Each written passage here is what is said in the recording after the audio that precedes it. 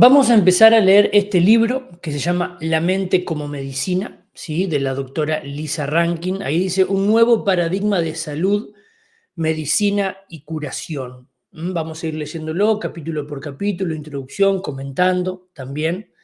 Como yo les digo, creo que es momento en que empecemos a entender la salud un poco más allá, como dice ahí la doctora Lisa Rankin, con un nuevo paradigma, ¿sí? Una nueva manera de entender la salud, que obviamente nos ayude a estar mejor, no una nueva manera de que le eche tierra a la manera que venimos entendiendo la salud hace tiempo, sino agarrar lo mejor de cómo venimos entendiendo la salud hace tiempo, ¿sí? Y agarrar lo mejor de muchas investigaciones y demás que hay hoy en día. Entonces vamos a empezar a leer y gracias por acompañarme, es un placer para mí que me acompañes.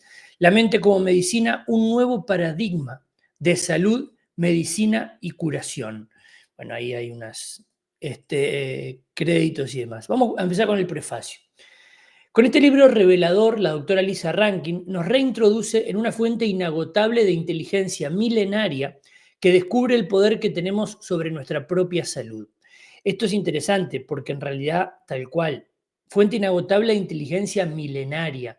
Todo el tema que tiene que ver con la mente, con la salud, es algo viejísimo, no es algo que se descubre ahora. Pero bueno, ella es portadora de la antorcha que algunos de los más grandes sanadores cuerpo-mente de nuestro tiempo le han transmitido.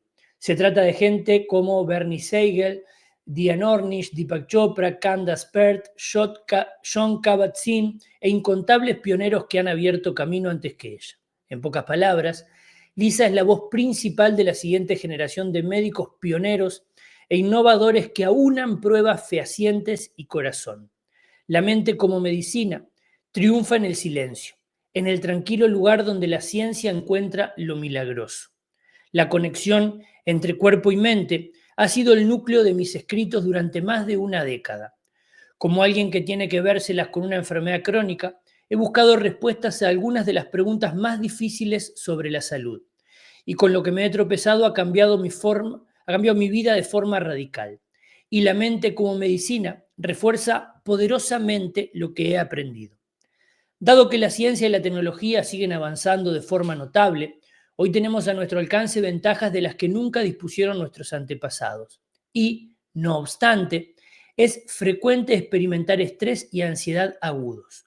Muchos de nosotros estamos con los nervios totalmente a flor de piel. Nos preocupan nuestras finanzas, nuestras relaciones y un futuro incierto. Nos sentimos apartados, temerosos y solos. Estos sentimientos y otros tantos conducen a cambios físicos tangibles en nuestro cuerpo. La conexión mente-cuerpo, o sea, seguir negando la conexión mente-cuerpo es elegir vivir ciego, básicamente. Al contrario de lo que pensábamos antes, nuestros genes no son inmutables. El estudio de la epigenética demuestra que experimentan un estado de flujo, son flexibles y muy influenciables por nuestro entorno. Y ahora vienen las buenas noticias. Solo por el hecho de tener una predisposición genética para X, Y o Z, esto no significa que estos genes vayan a expresarse realmente. Es el estilo de vida externo, como la nutrición, el entorno, el ejercicio, los pensamientos positivos o negativos y las emociones, el factor desencadenante que afecta literalmente al ADN. Por lo tanto, ¿qué se transmite hereditariamente? ¿Una enfermedad del corazón y una diabetes? ¿O los donuts y las salchichas? ¿Qué hay de la gratitud y el aprecio o de la infravaloración y el abuso? Cambia tus pensamientos y tus comportamientos. Cambia tu comportamiento y tu bioquímica. Hay un gran libro que se llama La biología de la creencia, que bueno, ojalá lo podamos leer, que habla específicamente de esto, ¿sí? De cómo las creencias tienen que ver y hacen que ciertos genes se expresen o no. Hasta hace un tiempo atrás se hablaba de lo que es el determinismo genético, que es que vos nacés con determinados genes y eso es lo que va a pasar en tu vida y no podemos hacer nada con respecto a eso. Desde hace un tiempo, con muchas investigaciones, se sabe que tenemos una predisposición genética, sí, pero lo que termina haciendo que se activen o se desactiven determinados genes tiene que ver con lo que comentaba acá, ¿sí? El entorno, la nutrición, lo que pienso, las emociones, que ahí sí podemos hacer muchísimas cosas. Por lo tanto, podemos estar incidiendo directamente en nuestro estado de salud. Seguimos. Tal como lo explica Lisa, nuestra mente puede hacernos enfermar y puede hacer que nos pongamos bien. Nuestros sentimientos y creencias influyen en cada una de nuestras células. Importa la forma en que nos hablamos a nosotros mismos. El hecho de sentir y expresar o no amor afecta a nuestro bienestar. Esa misma idea me da poder, me llena de esperanza y curiosidad. Explica, apoyada en las más recientes investigaciones científicas, que tenemos acceso a una mina de información regeneradora, una especie de farmacia que se complementa con un médico interno que siempre sabe exactamente qué recetar. Y quiero hacer hincapié en esto. Investigaciones científicas. Esto no es una cuestión de que un loquito se puso a decir que la mente y el cuerpo están conectados. Sobran las investigaciones científicas que nos demuestran que nuestra mente y cuerpo están conectados y que nuestra mente, lo que pensamos y demás, incide directamente en lo que nos pasa. Insisto con esto, o lo empezamos a ver, ¿sí? O si no, como decía recién, nuestra mente nos puede sanar o enfermar también, porque está ahí para ejecutar, no está ahí para solamente llevarnos a lo bueno. No, si le mandamos lo malo, ejecuta, porque no tiene la capacidad de analizar. Con este conocimiento uno puede optar por la salud. Imagínate lo bien que te sentirías adorando y apreciando de verdad la piel en la que estás. Libérate de lo que cargas en la espalda y abraza la belleza sin par que te convierte en una parte vital de la raza humana. Párate un momento, imagínatelo. Obsérvate feliz, completo y en paz. Siente tu valía, siente tu fuerza, siente tu potencial curativo. Nuestros pensamientos son más medicinales que muchos de los avances sorprendentes de nuestros tiempos. Y en este libro, Lisa crea un nuevo modelo de bienestar centrado en sacar el máximo partido de este poder. Si sigues sus consejos, no solo cambiarás tu vida, sino que es posible que la salves. Si has olvidado lo extraordinario que eres, la mente como medicina será tu guía. Sé que solo he empezado a rascar en la superficie de la inmensa sabiduría guardada en mi milagroso cuerpo. Suerte en tu viaje hacia la salud, bienestar espiritual y felicidad sostenible. Esto es el prefacio que escribe Chris Carr, ¿sí? Autora superventa según lista del New York Times, luchadora contra el cáncer y activista en pro del bienestar. Vamos viendo de qué va este libro, La mente como medicina, de cómo nuestros pensamientos, cómo nuestra mente incide en nuestro cuerpo. Y nuestra mente nos puede llevar a la buena salud y nuestra mente también nos puede llevar a la mala salud. Obviamente que las personas que van hacia una mala salud no lo hacen porque quieren, porque uno a veces cae en el error de pensar que yo estoy enfermo porque quiero. No es que uno esté enfermo porque quiere. Es que nosotros vivimos en una época en la cual no se nos ha hablado mucho de la mente y lo importante que es. Y vivimos en una época en la cual lo que más se ve son las cosas negativas, las quejas y demás. Entonces es un combo totalmente destructivo el hecho de no darle atención a mi mente y pensar principalmente en negativo, sin querer, porque no sé que esto es así. Estoy metiendo los dedos en el enchufe continuamente, boom, boom, boom, boom, boom, boom, me hace mal, pero yo sigo ahí. Hoy en día, con libros como este tipo, por suerte, se está, cambiando este paradigma de la salud. Vamos a empezar con la introducción. No hay enfermedades del cuerpo desligadas de la mente, dice Sócrates. ¿Qué sucedería si te dijera que cuidar de tu cuerpo es la parte menos importante para tu salud?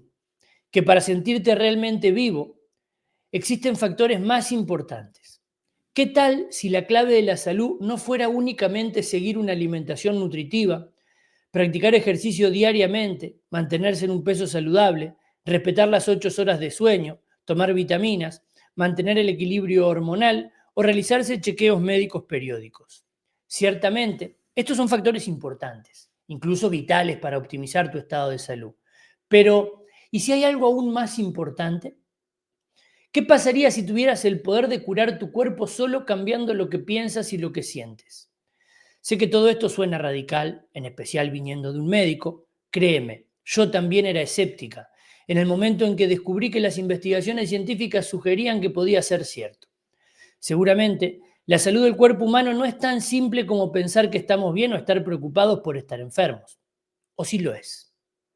Hace unos cuantos años, después de 12 años de formación médica convencional y 8 años de práctica clínica, fui adoctrinada a fondo en los principios dogmáticos de la medicina basada en la evidencia o medicina factual, a la que rendí culto como a la Biblia.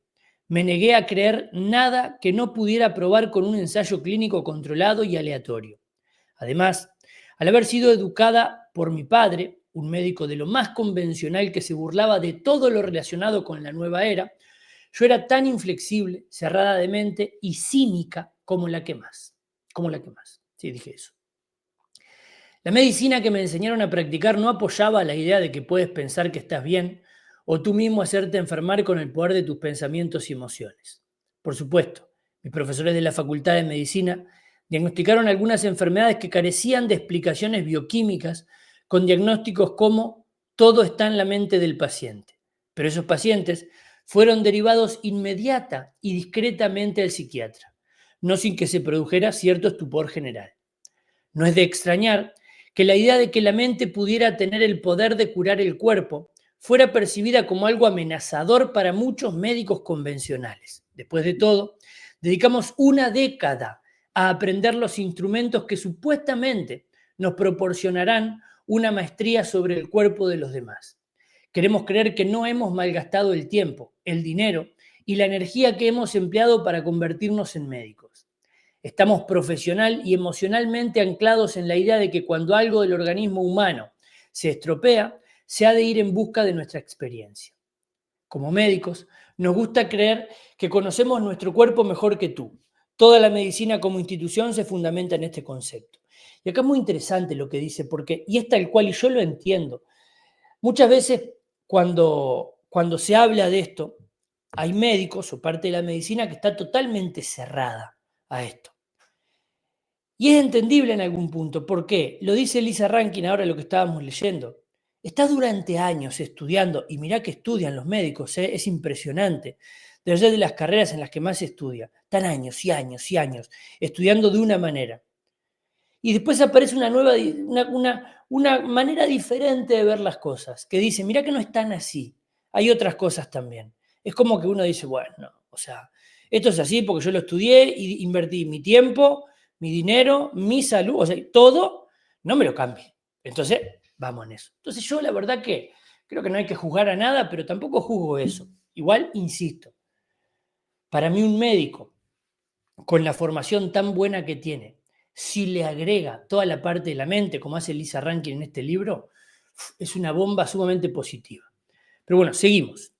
La mayoría de personas se sienten a gustos viviendo en este paradigma. La alternativa, que tienes más poder para curar tu propio cuerpo de lo que habías imaginado, lanza de nuevo a tu tejado la pelota de que eres responsable de tu propia salud y mucha gente siente que esto es demasiada responsabilidad.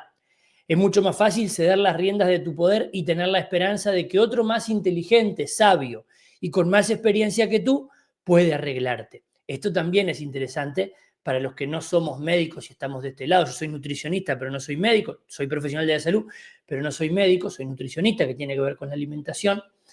Esto también es muy fuerte. O sea, esta idea de, no, a ver, no me hagas cambiar la forma de pensar. No me digas que yo tengo responsabilidad en lo que me pasa. Solucioname mi problema. Es como mucho más fácil. No tengo que prestar atención a lo que hago. ¿Cuál es el problema?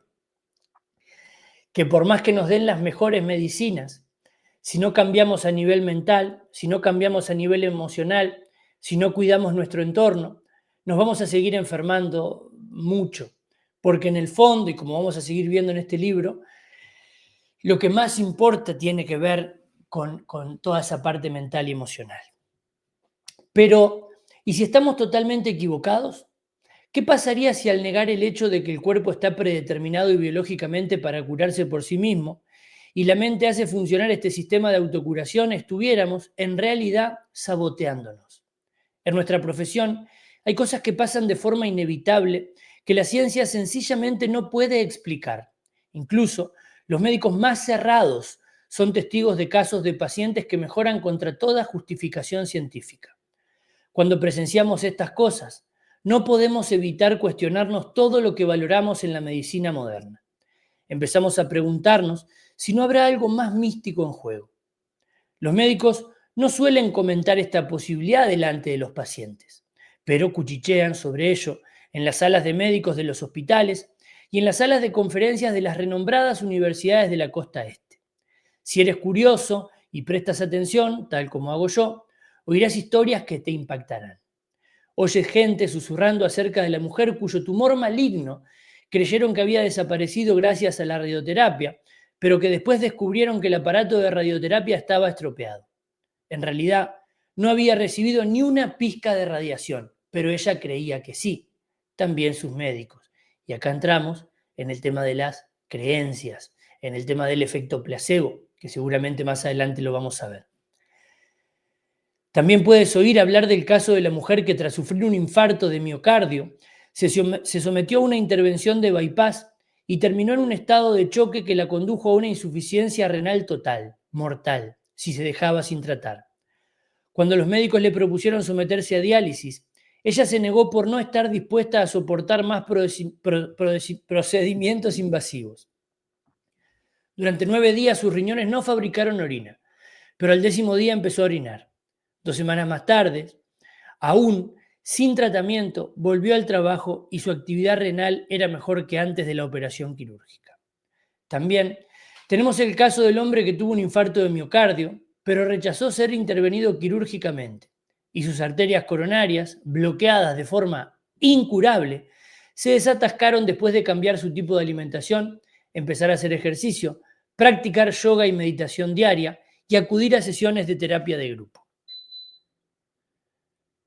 Otra paciente que fue ingresada en la unidad de cuidados intensivos de un hospital y cuyos órganos habían fallado a causa de un linfoma en estadio 4, tuvo una experiencia cercana a la muerte, a resultas de lo cual accedió a un estado de amor puro e incondicional.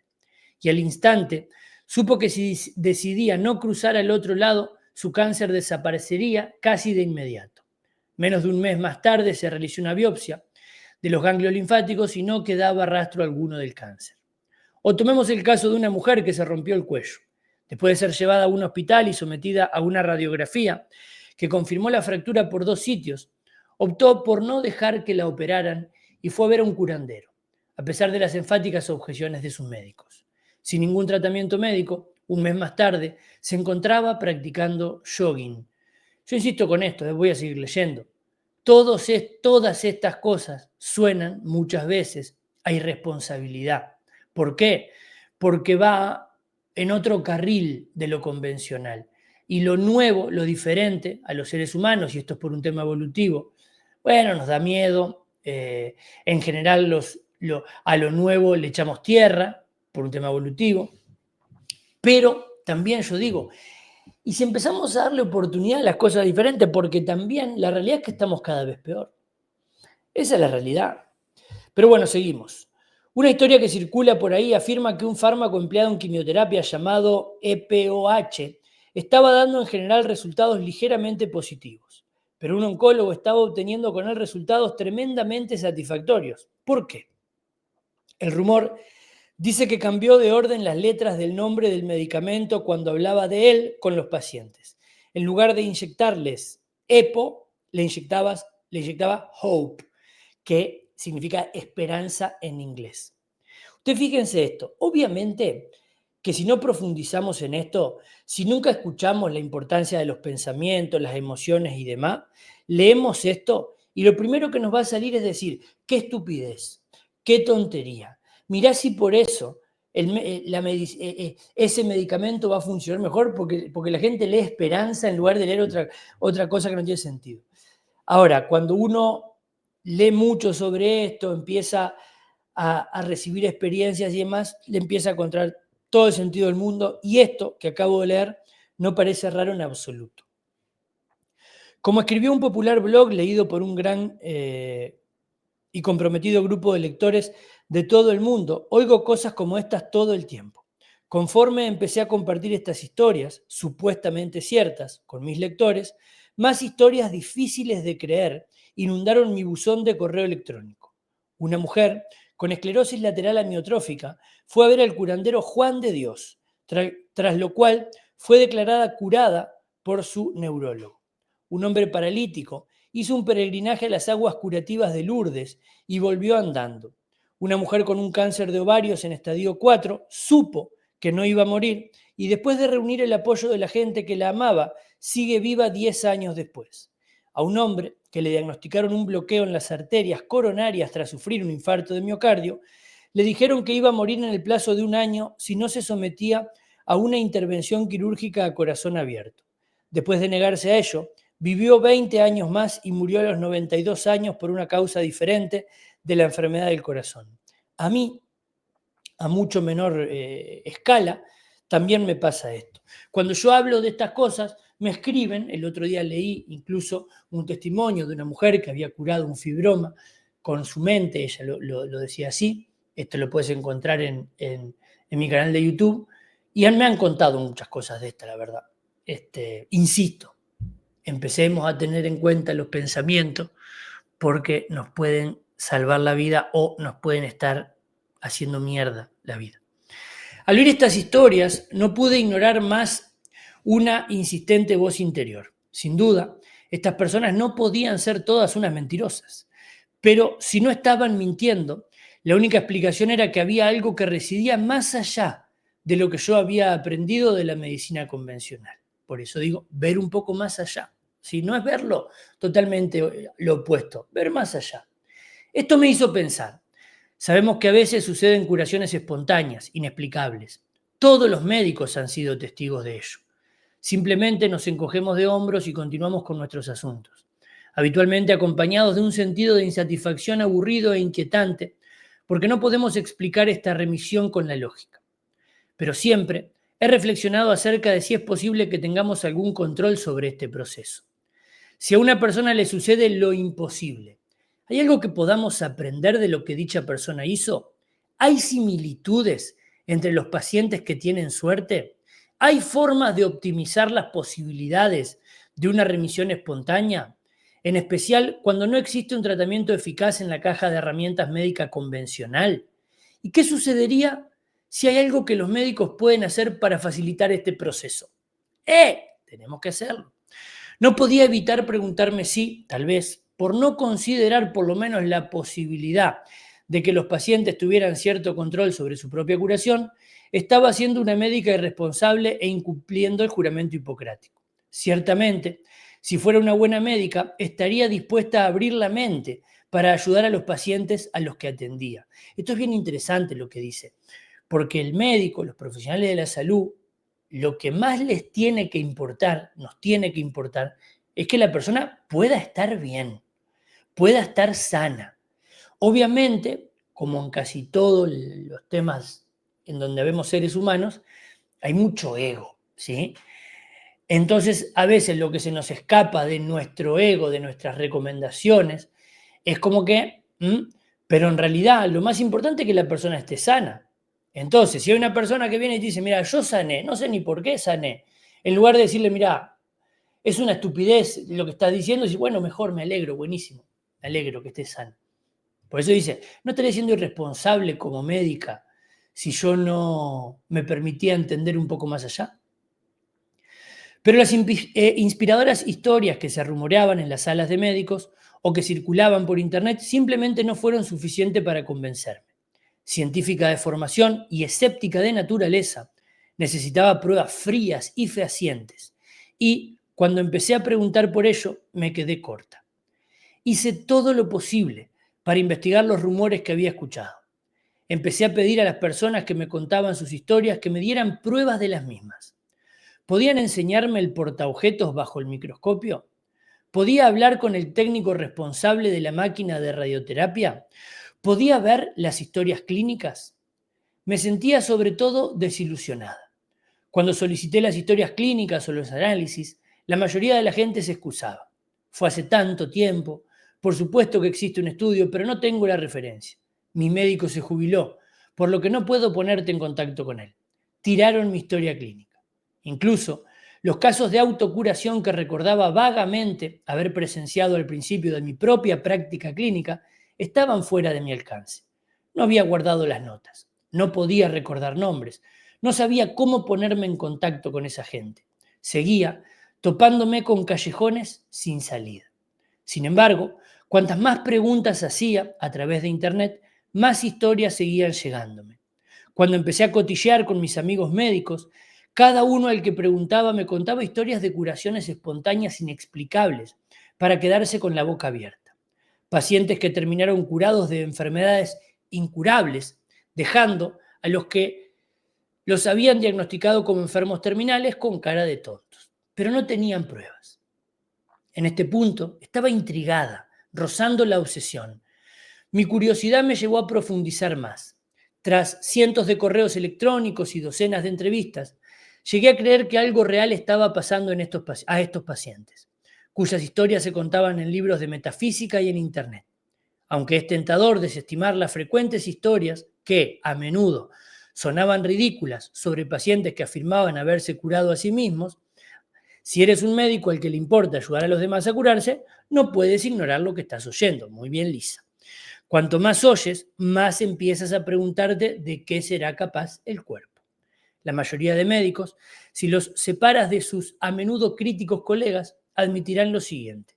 En el fondo, creen que cuando se trata del proceso de curación, está en juego una mezcla entre lo místico y lo fisiológico. Y que el punto en común que conecta a los dos es la gran y poderosa mente. Pero pocos lo dicen demasiado alto, por miedo a ser etiquetados de charlatanes. Yo que trabajo con toda la parte mental, me han etiquetado alguna que otra vez de charlatán, porque sí, porque hay una manera de ver las cosas, esta medicina dura, esta medicina clásica, ¿sí? Que cuando hay algo que va fuera de eso, charlatanes, chantas, bla, bla, bla.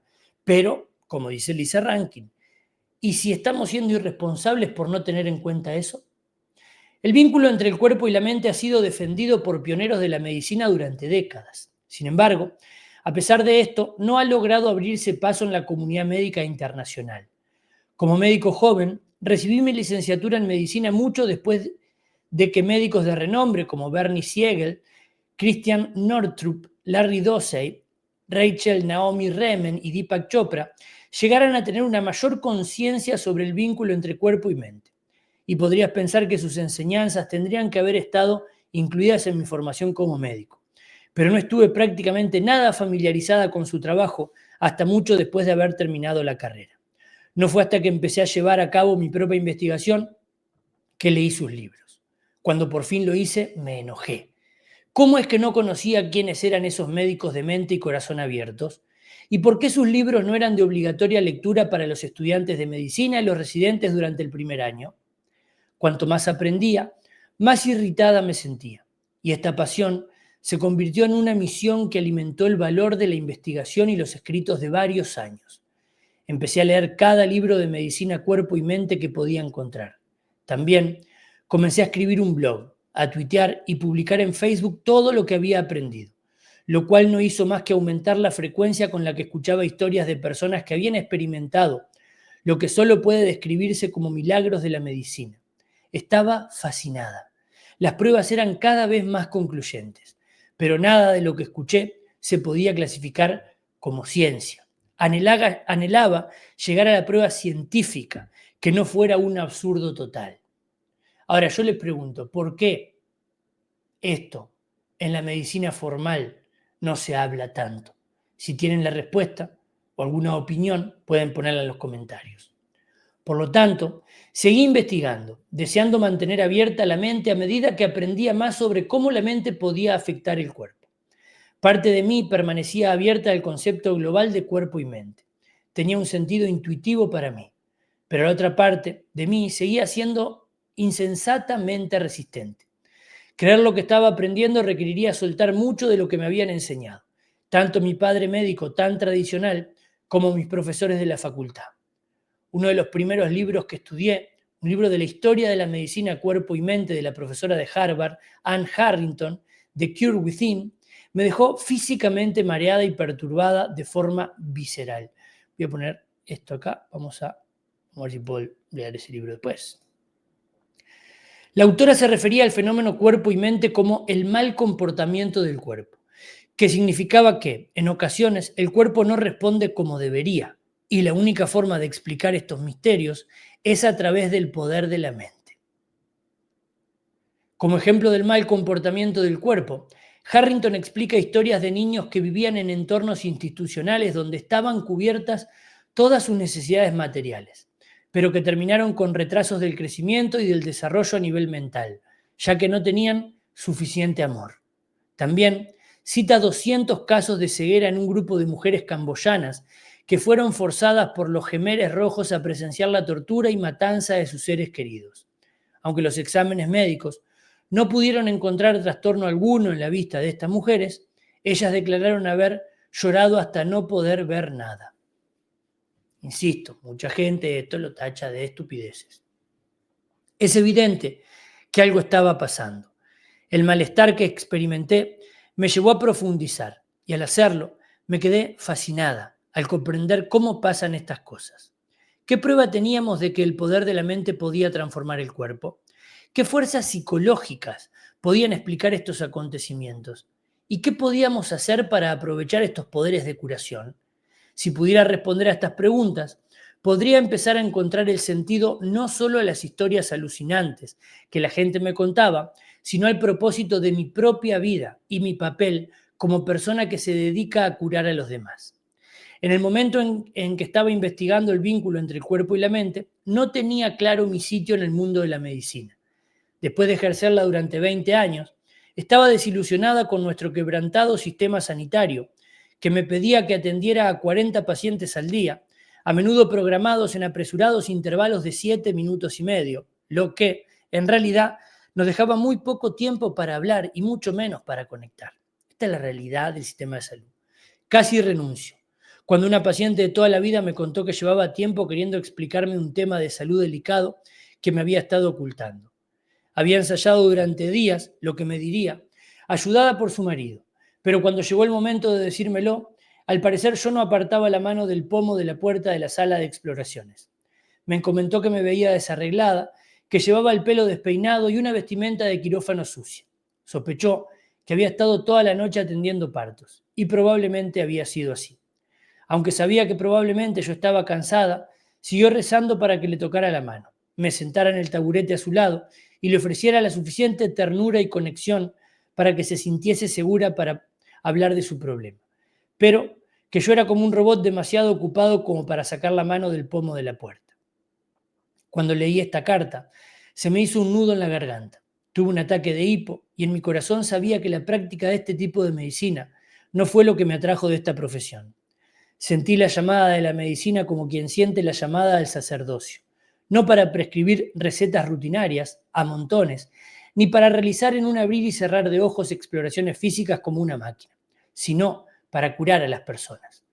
Lo que me atrajo de la práctica de la medicina fue el deseo de llegar a los corazones, sostener las manos, ofrecer consuelo a los que sufren, posibilitar la recuperación cuando fuera posible y aliviar la soledad y la desesperación cuando la curación no fuera posible.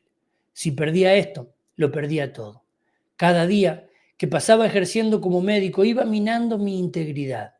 Conocía el tipo de medicina que mi alma quería practicar, pero me sentía impotente para recuperar la conexión médico-paciente que anhelaba. Así como acosada por las compañías de seguros médicos cerrados, la industria farmacéutica, abogados negligentes, políticos y otros factores que amenazaban con aumentar la brecha existente entre mis pacientes y yo. Esto es un tema muy, muy complejo, porque realmente muchas veces la cuestión es, ¿y qué puede hacer un médico? ¿No? Digo, a no ser que atienda privado en su consultorio, ¿qué puede hacer un médico en el sistema de salud? Si tiene 7 minutos por paciente.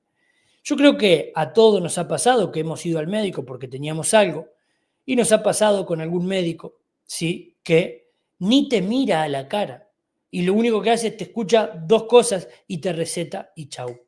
¿Lo hace porque quiere, porque no te quiere ayudar? No, es porque el sistema de salud funciona así, lamentablemente, por intereses por detrás, que lo que más interesa es recetar y recetar y recetar. Y bueno, y uno está dentro del sistema y hacen lo que pueden, muchas veces hacen lo que pueden, por eso yo no juzgo. Yo hace poco me operé de la nariz porque no respiraba bien y aproveché a hacerme un retoquecito estético, ¿sí? Pero no respiraba bien.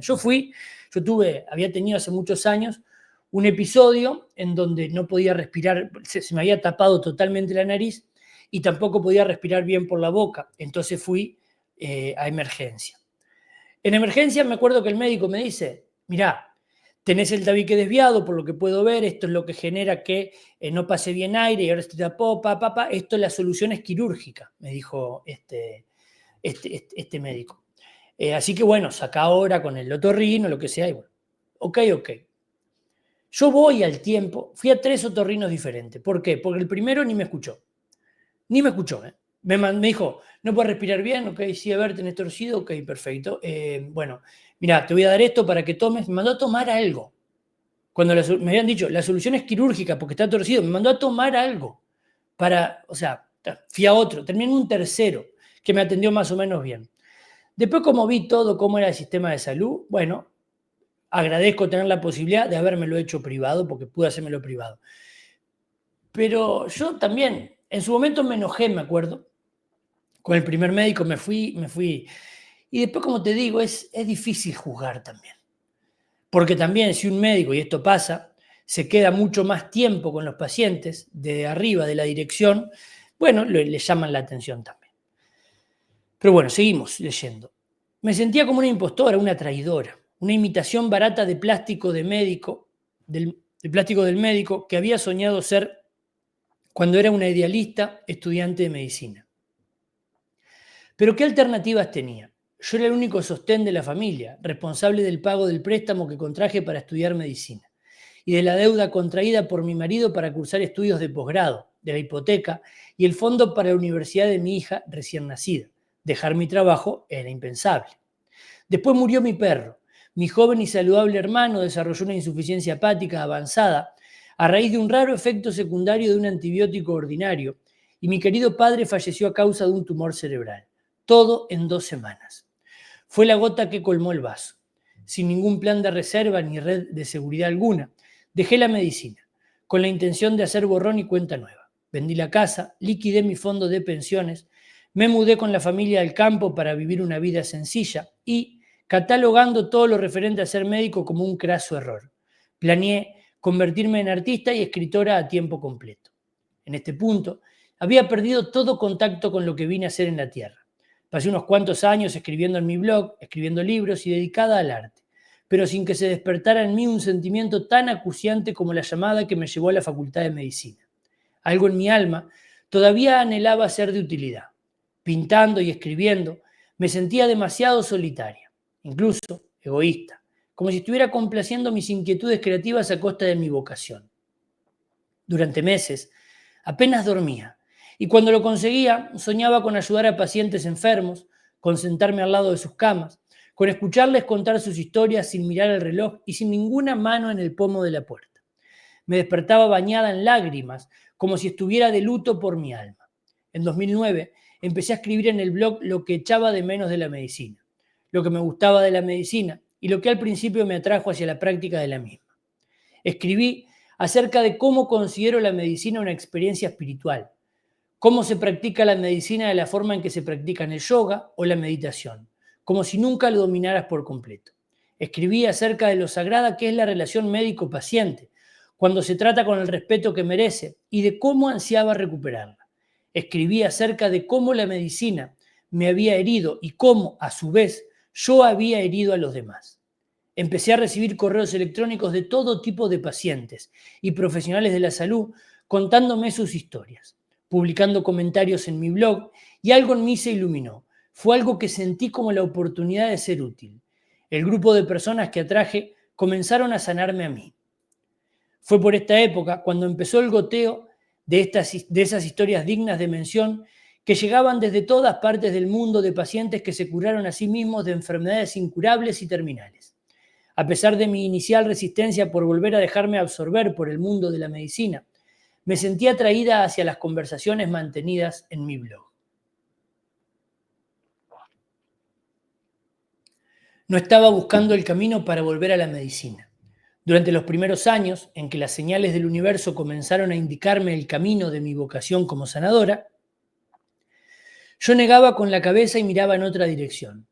Pero las vocaciones son así de divertidas. No tienes la oportunidad de elegir tu vocación. La vocación te elige a ti. Y aunque puedes dejar tu trabajo, no puedes dejar tu vocación. Un descubrimiento fortuito tras otro me llevó a un camino imprevisto, desconocido, como si los pájaros fueran dejando caer las migas, abriendo camino hacia mi santo grial. Los libros se cayeron de las estanterías. En mi camino aparecieron médicos portadores de mensajes para mí. La gente de mi comunidad en Internet me envió artículos. En mi mente aparecieron como si fueran películas, visiones espontáneas mientras caminaba. Afloraron sueños, llamaron los profesores. Empecé a despertarme de la anestesia profunda que me habían inducido mi formación médica y los años de práctica, y en mi confusión empecé a ver la luz. Una pregunta llevó a la otra, y antes de que me diera cuenta de lo que estaba pasando, me encontré metida hasta el cuello en artículos de revistas, tratando de averiguar la verdad acerca de lo que pasaba en el cuerpo cuando la mente estaba sana y por qué enfermábamos cuando no lo estaba. Me di cuenta de que no era necesario pedir analíticas, recetar medicamentos ni llevar a cabo intervenciones para ser útil como médico. Podía ayudar incluso más a la gente descubriendo la verdad de cómo contribuir a que las personas se curasen a sí mismas. Lo que siguió a esto fue una inmersión profunda en los evangelios de la medicina moderna.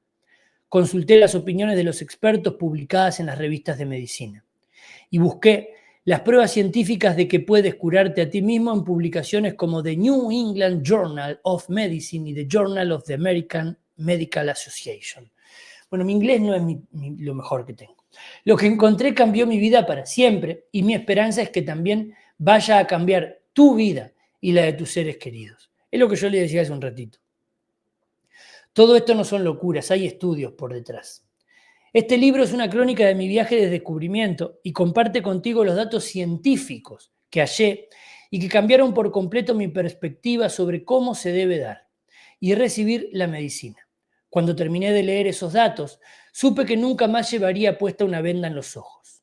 ¿Existen datos científicos que respalden las, en apariencia, historias milagrosas de autocuración que circulan por ahí? Puedes estar seguro de ello. Hay pruebas de que puedes alterar la fisiología de tu cuerpo de forma radical tan solo con cambiar tus pensamientos. De la misma forma que también está demostrado que puedes enfermar si estos son poco saludables. Yo esto específicamente lo aplico en el tema del adelgazamiento, por eso mi seminario de adelgazamiento se llama Piense y baje de peso. ¿Por qué? Y mi libro también, Piense y baje de peso. ¿Por qué? Porque está estudiado, como vamos a seguir viendo en este libro, que los pensamientos alteran la fisiología. Los pensamientos alteran cómo nuestro cuerpo funciona. Entonces es fundamental. Y de hecho en el adelgazamiento, que es mi área de trabajo, yo siempre digo lo mismo, no se puede tener un buen peso con mentalidad de sobrepeso. Es que no se puede porque es antinatural. Y cuando generamos una mentalidad de buen peso, nuestro cuerpo cambia su fisiología para ayudarnos a tener un buen peso. Vuelvo. Y no solo es algo mental, es fisiológico. ¿Cómo sucede? No te preocupes. Te explicaré exactamente cómo los pensamientos y sentimientos negativos se traducen en enfermedad y cómo los positivos ayudan al cuerpo a autorrepararse. Pero hay más.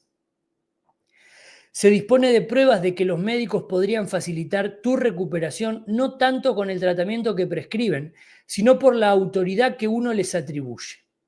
También se ha observado que un factor sorprendente puede beneficiar tu salud más que dejar de fumar, que algo que puedes considerar no relacionado con la salud del cuerpo puede añadir más de 7 años a tu vida, que una cosa divertida puede reducir de forma radical el número de visitas al médico, que un cambio positivo en tu actitud mental puede hacerte vivir 10 años más, que un hábito de trabajo puede aumentar tu riesgo de morir y que una actividad placentera que nunca hubieras vinculado a una vida saludable puede reducir drásticamente el riesgo de padecer una enfermedad del corazón, un ictus o un cáncer de mama.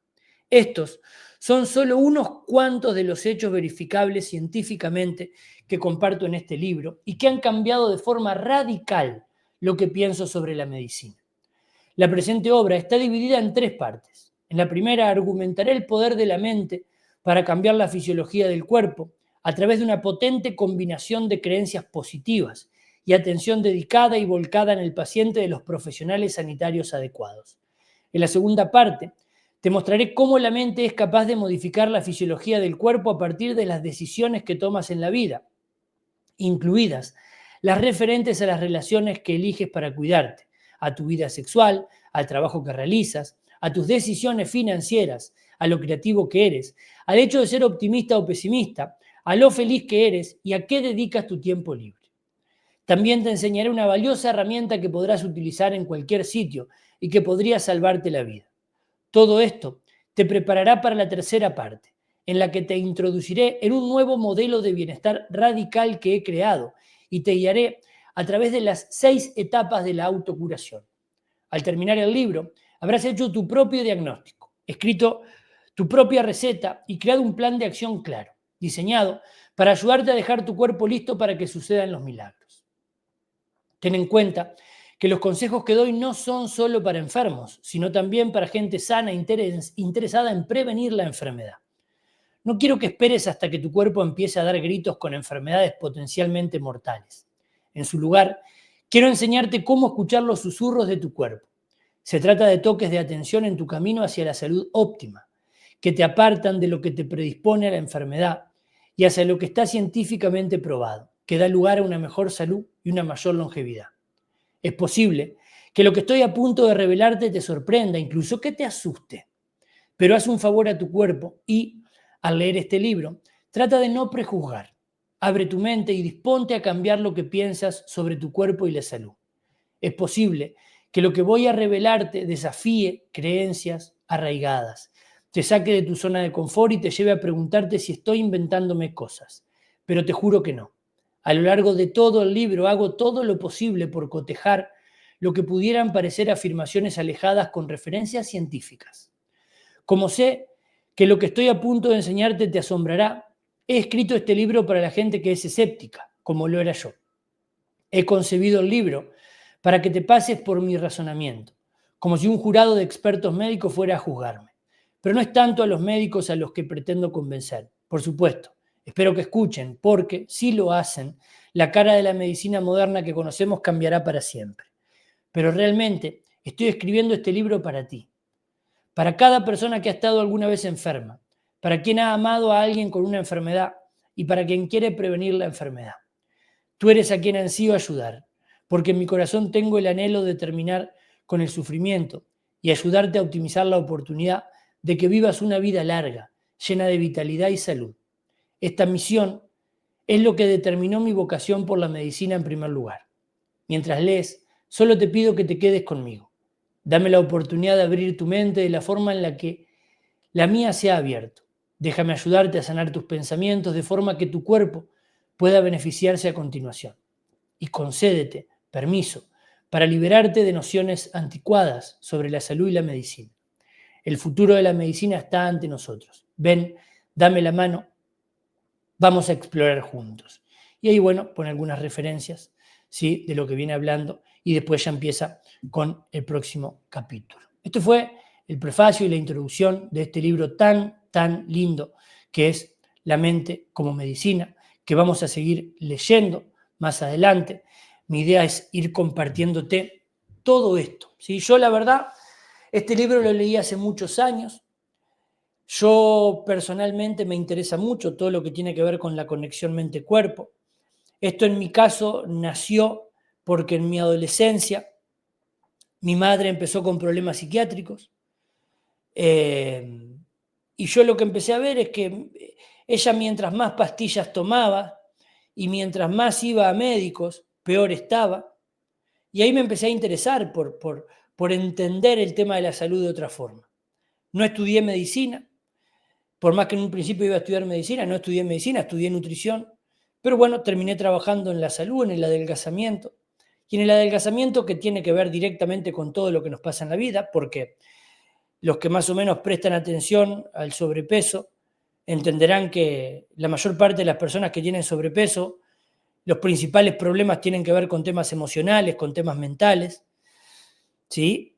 Y entonces trabajo desde el año 2013 en todo lo que tiene que ver con la conexión mente-cuerpo, en la parte ¿sí? Más específicamente de adelgazamiento. Así que quiero compartir contigo estos libros que a mí me han ayudado mucho y espero que a vos también te ayuden, de médicos que han escrito con referencias bibliográficas muy buenas. Así que bueno, espero haberte aportado algo en la lectura de esta primera parte y nos vemos en el próximo capítulo de este libro.